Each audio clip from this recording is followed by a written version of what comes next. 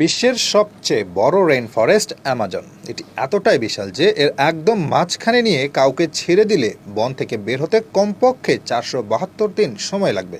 কিন্তু আসলে কি অ্যামাজন বনের গহীন থেকে জীবিত বেরিয়ে আসা সহজ? মোটেও না। এখানে বসবাস করে এমন এমন সব ভয়ঙ্কর প্রাণী যারা আপনার এই যাত্রাকে মোটেও নিরাপদ হতে দেবে না।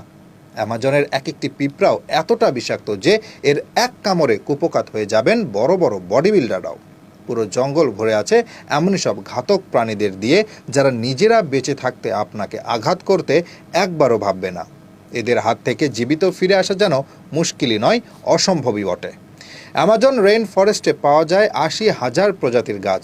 এই গাছগুলো পুরো বনে এতটাই ঘন হয়ে ছড়িয়ে আছে যে এখানে বৃষ্টি হওয়ার কমপক্ষে 10 মিনিট পর সেই বৃষ্টির পানি মাটি স্পর্শ করে। এই ঘন গাছপালার কারণে অ্যামাজনের অধিকাংশ জায়গা দিনের বেলায়ও অন্ধকার থাকে, যা